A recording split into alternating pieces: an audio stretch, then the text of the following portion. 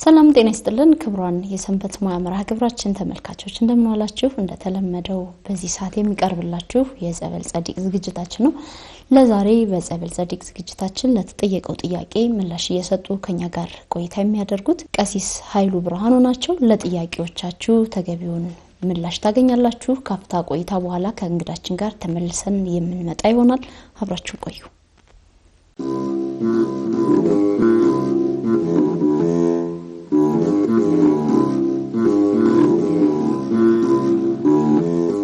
ተመልካቾቻችን ተመልሰናል ቀሲስ እንኳን ደህና መጡ እንኳን ደህና ተጠበቃችሁኝ አሜን እንግዲህ ይሄ የጸበል ጸዲቅ መርሃ ግብራችን የእምነቱ ተከታዮች የሚያነሷቸው ጥያቄ የሆነባቸው ጉዳዮች በመምህራን በሰባኪ ወንጌል በአባቶች ምላሽ የሚሰጥበት ሰዓታችን ነው እንግዳችን ስለሆኑ እጅግ በጣም አድርጌ አመሰግናለሁ ቀሲስ ወደ ውይይቱ ከማለፋችን በፊት ጸበል ጸዲቁን ይባርኩልን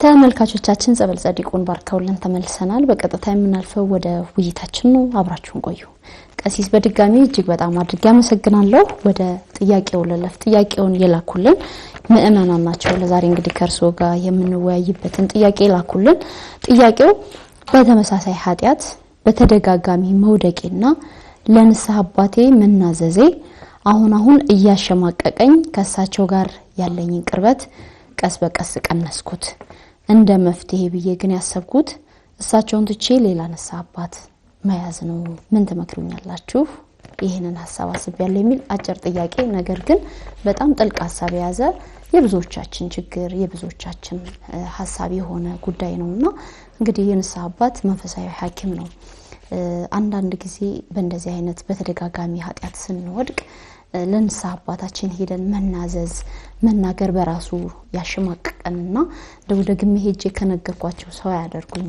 በሚል ፍርሃት እንግዲህ የጠያቂያችንን መንፈስ እሳቸውን ትቼ ለሌላ ንስሐ አባት እንደገና በአዲስ መንፈስ ይሄንን ኃጢያት ሰርቻለሁ ብዬ ብናዘዝ ይሻለኛል ምን ትመክሩኛላችሁ የሚል ነው እንደ ጥያቄው መንፈስ ተረዱት እጅ ከምን ብለናል እንግዲህ እግዚአብሔር ይስጥልን ጠያቂያችን አንቺም እንደገለጽሽው ሰፊ ሐሳብ ያዘ ነው ብዙዎች እኛም እንግዲህ በአቅማችን አንዳንድ ንስሐ ልጆች ስላሉን ብዙዎች የሚያነሱት እንደገና ደግሞ ወደኛም የሚመጡ ሰዎች ይሄን ጥያቄ የሚጠይቁት ጥያቄ ነው እንግዲህ ይሄ ጥያቄ የመጣው ዋናው መሰረቱ ምንድነው የማን ነው ጉለቱ የጠያቂው ነው ወይስ ደግሞ የንስሐ አባቱ ነው የሚለው ነገር ማየት ያስፈልጋል ያው በጥልቀት ማየት ያስፈልጋልና አንድ ሰው በተመሳሳይ ኃጢያት በተደጋጋሚ ኃጢያት ቢወድቅ ምንድነው ማድረግ ያለበት ወዴት መጀመሪያ ውሳኔ ምን መሆን አለበት የሚለው ነው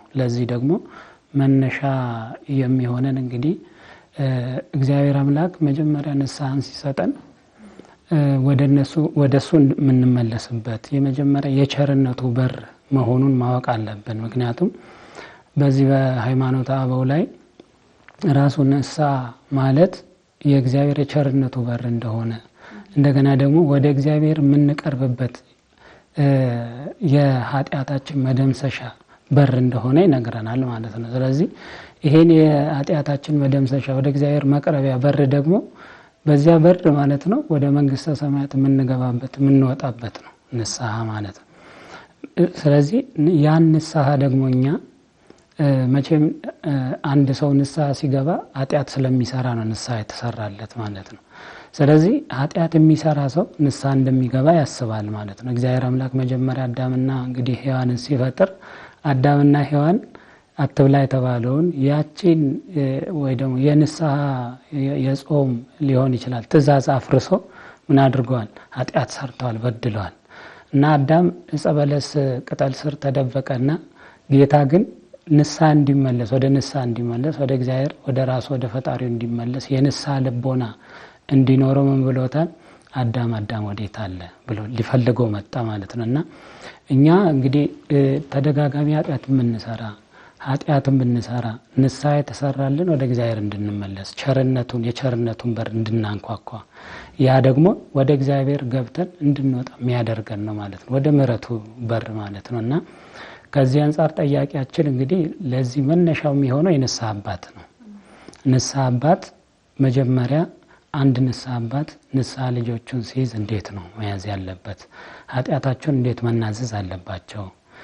ከተናዘዙ በኋላ ደግሞ ድጋሚ ኃጢአቱን ቢሰሩ እንዴት ነው ተመልሶ ኃጢአታቸው መናገር ያለባቸው የሚለውን በትክክል አስተምሮ እንግዲህ በቤተ ክርስቲያናችን እንደምታውቂው አንድ ካህን ሲመረጥ ለክህነት የሚያበቃውን ትምህርት አሟልተው የተንሳኤውን ወይ ደግሞ ንስሐ ልጆቹን እንዴት ማስተናገድ እንዳለበት ቤተ ክርስቲያን ካስተማረችው ከተረዳ በኋላ ነው ወደ ንስሐ የሚመጣ። ያን ወደ ንስሐ ሲመጣ ደግሞ የንስሐ ልጆቹን ስነ ልቦና እየተመለከተ ንስሐ ልጆቹን ይመራል ማለት ነው። እና ጌታችን መድኃኒታችን ኢየሱስ ክርስቶስ እንግዲህ ወደዚህ ምድር ሲመጣ ለኃጢአተኞች ነው፣ ለበደለኞች ነው።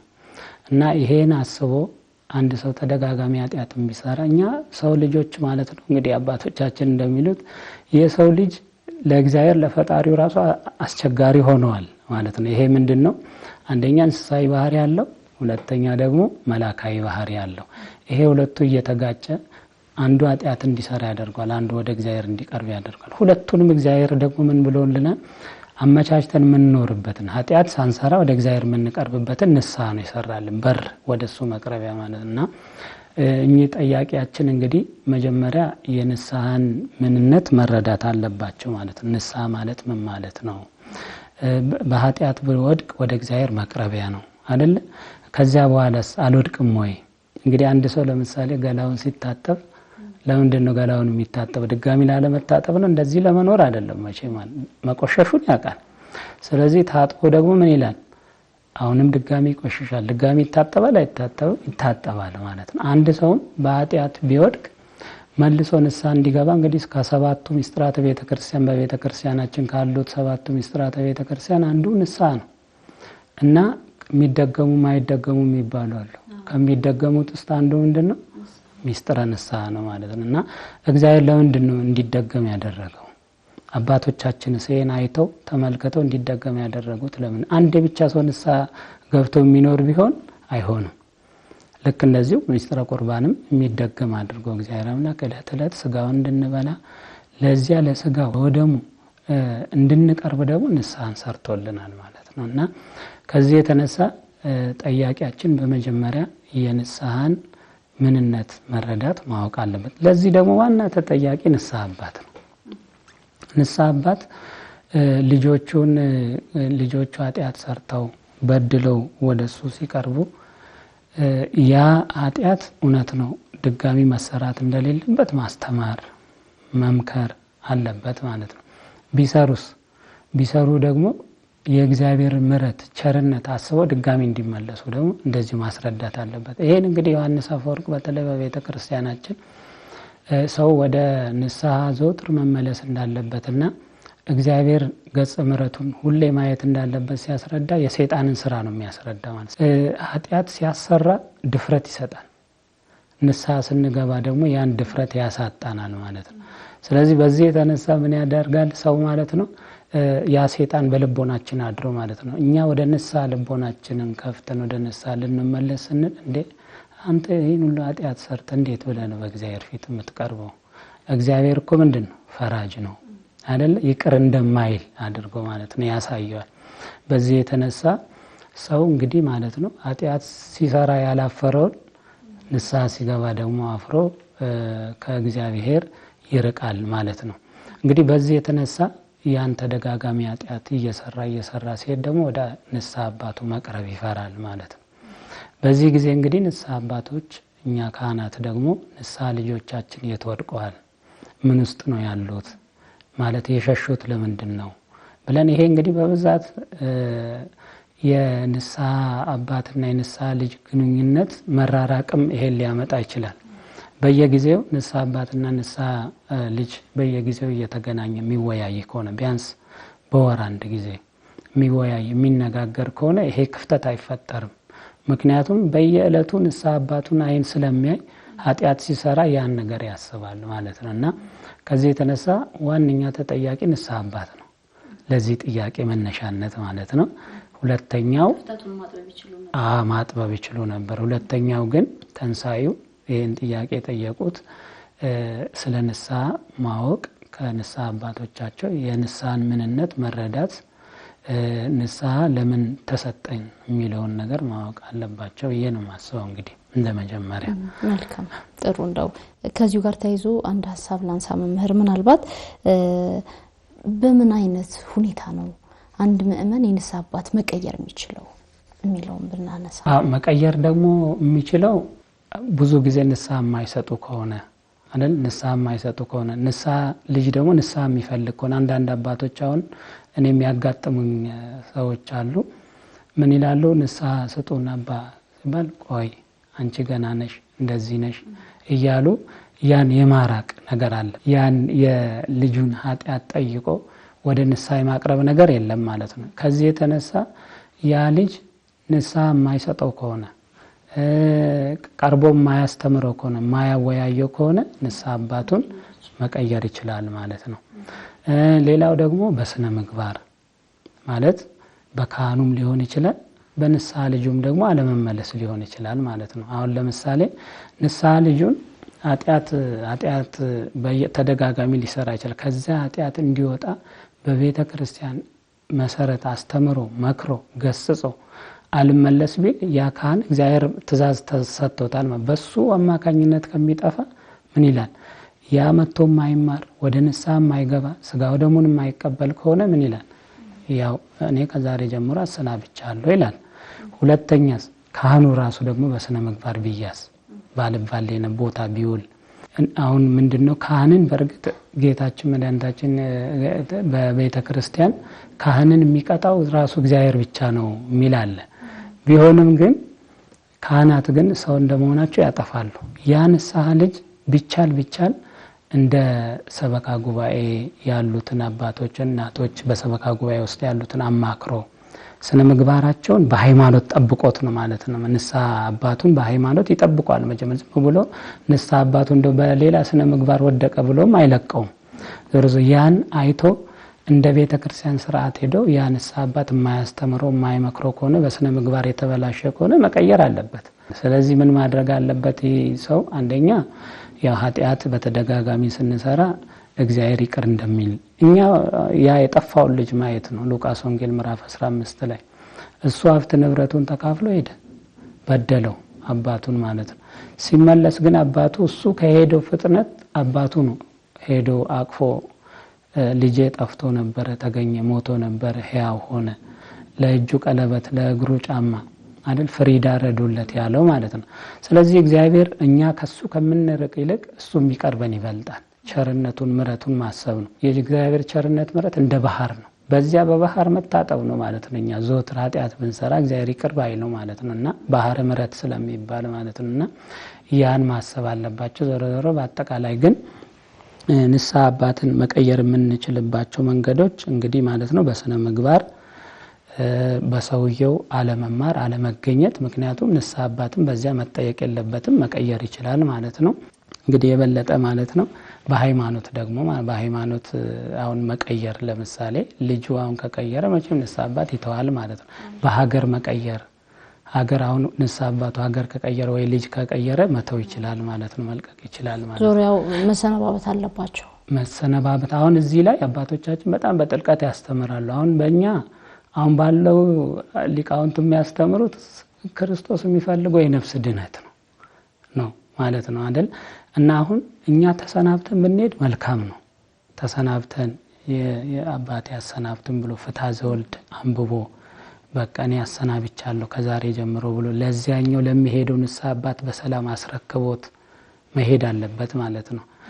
እዛ የሄደው ደግሞ ንስሐ አባትም አሁን እኔ ጋር አዲስ ልጅ ቢመጣ ጠይቄው ከየት መጣ፣ ለምን መጣ፣ እንዴት መጣ፣ ለምን ተሰናበት ብዬ ባክግራውንዱን አጥንቼ መሰረታዊ ነገሮችን ማለት ተረድቼ በዚህ መቀበል አለብኝ ማለት ነው። አሁን በእኛ ቤተክርስቲያን እንግዲህ እየታየ ያለው ምእመኑ እንደፈለገ ይይዛል፣ በፈለገ ሰዓት ይጠፋል።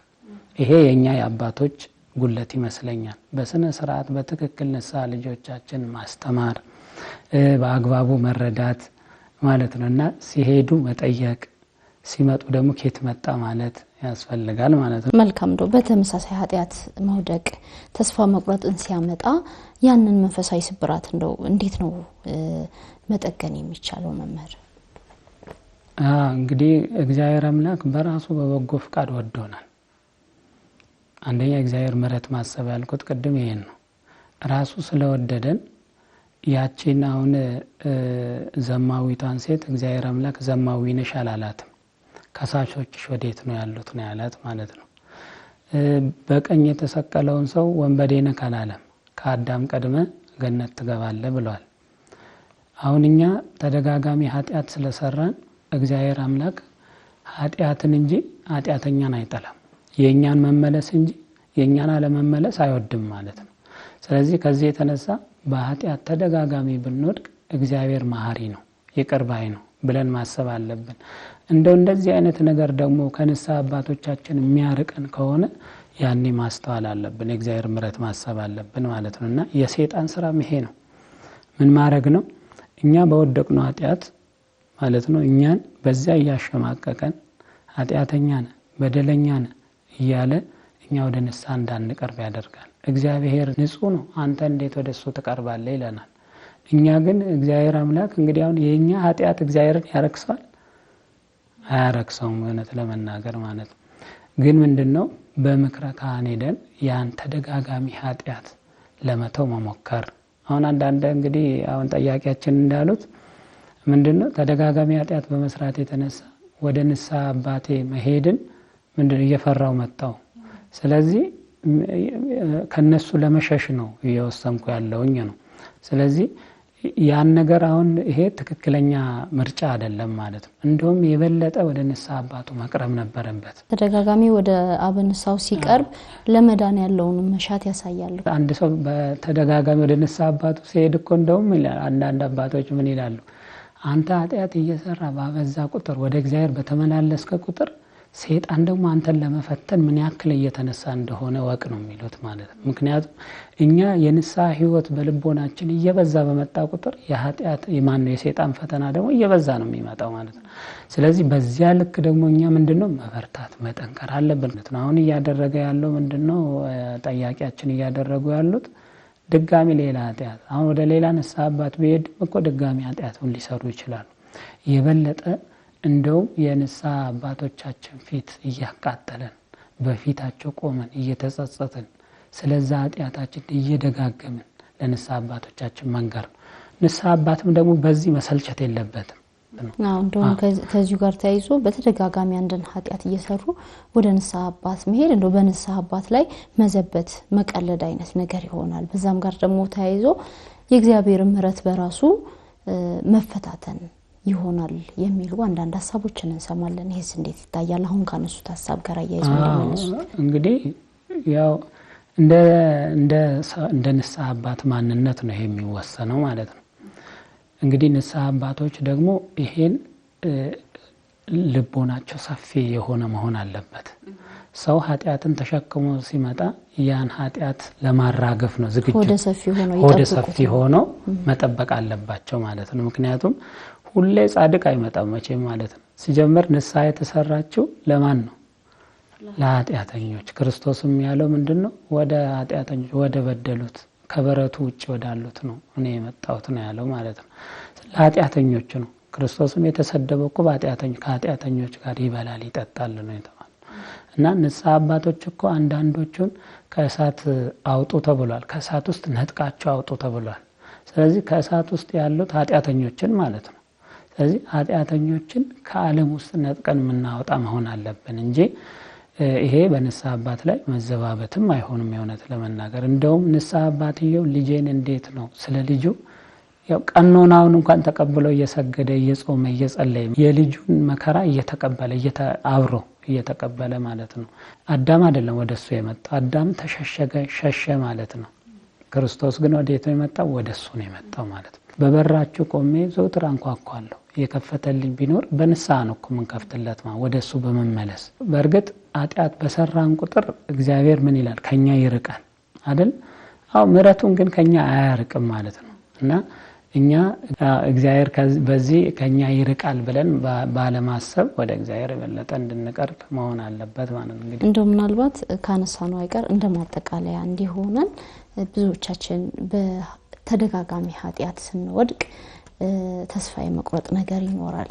ንስሐ አባትን ቀደም ሲል እንዳነሳነው ንስሐ አባትን መፍራት፣ ከዛም ደግሞ ቀስ በቀስ የተንሸራተትን ወደ ሌላ ንስሐ አባት መሄድ ብቻ ሳይሆን ያሚቀርና እንደው ወደ ቤተክርስቲያኑ መምጣቱና በንስሐችንን ትተን ወደ ዓለሙ ወደ ኃጢአቱ ጭልጥ ብሎ የመሄድ በእግዚአብሔርም በንስሐ አባታችንም ሙሉ በሙሉ ተስፋ ቆርጦ የመጥፋት ነገር በህይወታችን ቢታይ ምንድነው ማድረግ ያለብን? እንዴት ነው ከዛ ጭንቀት ውስጥ መውጣት ያለብን?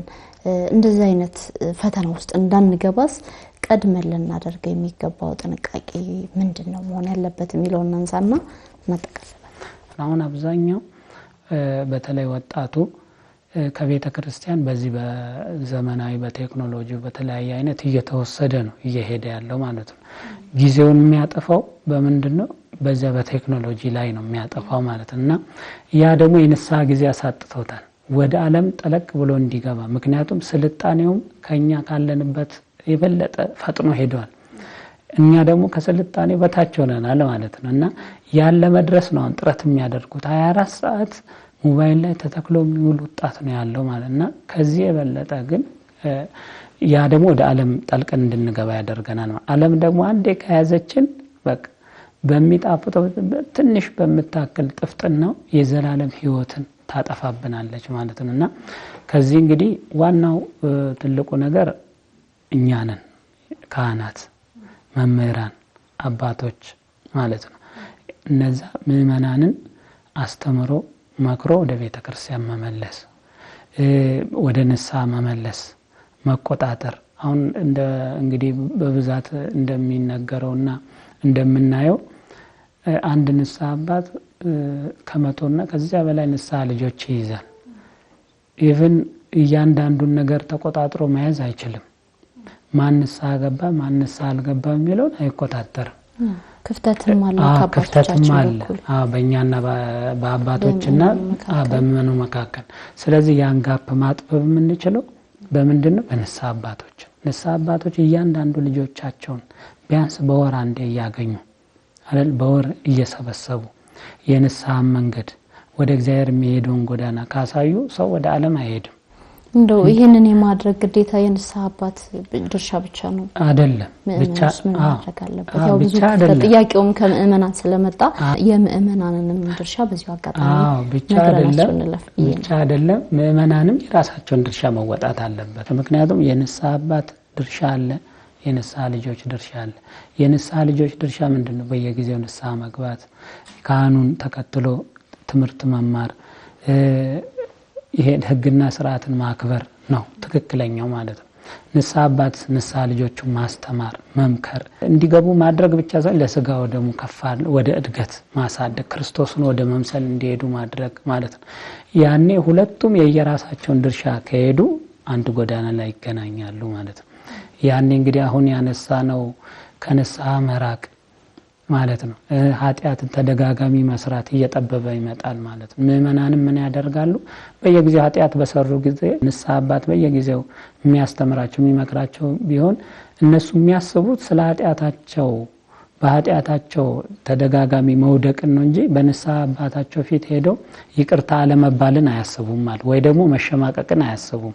አንድ ሰው በኃጢአት ሲወድቅ ስለ ኃጢአቱ ነው ማሰብ ማልቀስ ያለበት። አይርሳ ይላል አይደል? ኃጢአቱን አይርሳ፣ ምክንያቱም የማይረሳ ኃጢአት ከሰራ ማለት ነውና ቢሆንም ግን ኃጢአቱን እያሰበ ደግሞ እግዚአብሔር ይቅር አይለኝም ማለት የለበትም። እግዚአብሔር ይቅር ባይ ነው፣ ቸር ነው ማለት ነውና በዚህ የተነሳ ሁለታችንም መሄድ አለብን። ንስሐ አባቶችም የራሳቸውን ድርሻ መወጣት፣ ንስሐ ልጆቻችንም የራሳቸውን ድርሻ መወጣት።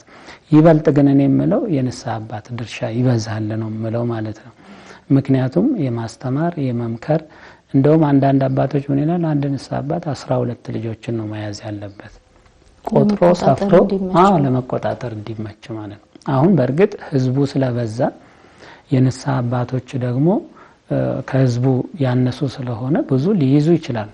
ቁጥር ልዩነት ስለሚኖር በጣም ጥሩ አባቶች ደግሞ አሉ እያንዳንዱን ተቆጣጥረው ንስሐ ያስገቡ ወደ ስጋ ወደሙ ማድረስ። በዚህ አጋጣሚ ማነሳው ምንድነው አንዳንድ አባቶች እንግዲህ አባቶችን ለመናገር ባይሆንም ንስሐ ልጆቻቸውን ቢቆጣጠሩ ይሄ አይመጣም፣ እንዲህ አይነት ጥያቄዎች አይመጣም። በቃ የሚቆጣጠሩት በሆነ ነገር አሁን ቅድም ንስሐ አባትን ከምንተው ውስጥ አንዱ የረሳ ነው ማለት ነው በጥቅማ ጥቅም። ስለዚህ አንድ ንስሐ አባት ጥቅማ ጥቅሙን ብቻ ያያሰበ ንስሐ ልጆቹን ማሰብ የለበትም። መጀመሪያ የሚቀርበው ምንድነው ህይወቱን ነፍሱን ማሰብ ነው ያለበት ማለት። በብዛት አሁን እየጎደሉ ያሉት እነዚህ ናቸው። ስለዚህ ይሄን ማጥበብ የምንችለው ምንድነው ንስሐ አባቶች በሕገ ቤተክርስቲያን የተሾሙበትን ዓላማ ክርስቶስ እኮ ይላል ከእጃችሁ ልጆቼን እፈልጋለሁ ይላል። ምክንያቱም ምንድነው እናንተ የምድር ምንድናችሁ ጨው ናችሁ። ጨው ደግሞ ካልጣፈጠ ምን ይባላል ድንጋይ ተብሎ ይጣላል፣ አልጫ ይሆናል ማለት። ስለዚህ ጨው እስከሆኑ ድረስ ንስሐ ልጆቻቸውን የሚያጣፍጡ ብርሃን ሆነው የሚያበሩ መሆን አለባቸው ማለት ነው። ንስሐ ልጆችም በዚያው ልክ ደግሞ ያው ንስሐ አባቶቻቸው ጨው እንዲሆኑ መንገድ መክፈት አለባቸው ማለት ነው። ወደ ንስሐ መመለስ አለባቸው። እንግዲህ በእንቢተኝነት የሚመለሱ ንስሐ ልጆች አሉ፣ እንዲሁም ደግሞ በትክክል የማይሰሩ አባቶችም አሉ። የዚህ ክፍተት ነው እንግዲህ ይሄን ጥያቄ ጠያቂያችን እንዲያነሱ ያደረገው። እንግዲህ በአጠቃላይ ይሄን ጥያቄ ስናጠቃልል እንግዲህ በተመሳሳይ ኃጢአት በተደጋጋሚ መውደቅ በራሱ ምንድነው ከንስሐ አባት የሚያርቅ አይደለም። እንደውም የበለጠ ምክንያት ኃጢአቱን የሚናዘዝ ምን ያለ ነው የተባረከ ነው የተቀደሰ ነው። እንደውም የሚደብቃት ነው የተረገመ የሚሆነው ማለት ነው። ስለዚህ መናዘዝ የለማ ነው ይላል።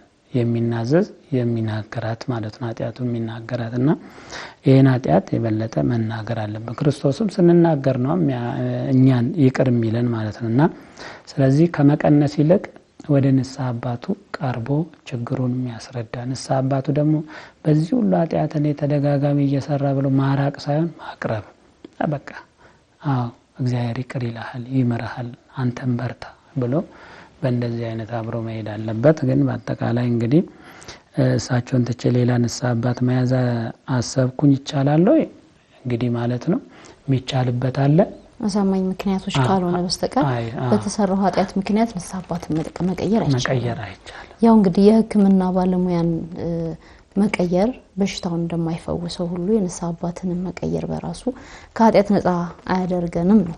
ምእመኑም የንስሐ አባትን ምክንያት ቢያደርግ ንስሐ አባትም ደግሞ ምእመኑን ምክንያት ቢያደርግ ዞሮ ኃጢአቱ ከተሰራ በምክንያት ኃጢአቱ ሊሰረይ ስለማይችል በመናዘዝ ብቻ ስለሆነ ኃጢአት ሊፋቅ የሚችለው ንስሐ ግቡ ነው መልእክቱ።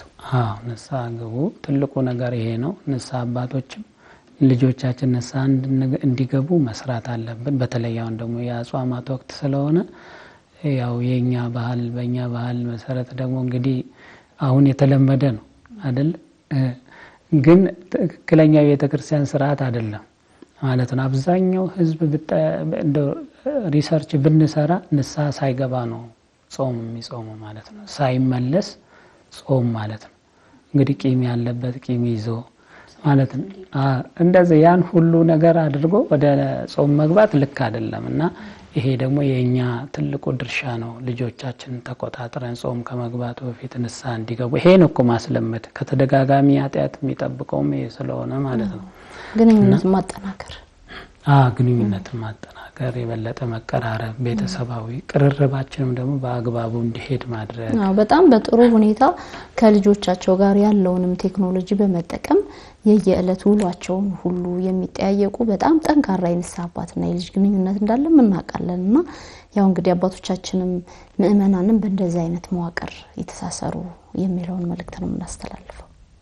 እናመሰግናለን መምህር እግዚአብሔር ያክብርልን። ተመልካቾቻችን ለዛሬ የነበረን የጸበል ጸዲቅ ውይይታችን የተከታተላችሁትን ይመስል ነበር። ቀሪ ዝግጅቶች ለእናንተ መድረሳቸውን ይቀጥላሉ። በእኛ በኩል አበቃን። ይቆየን።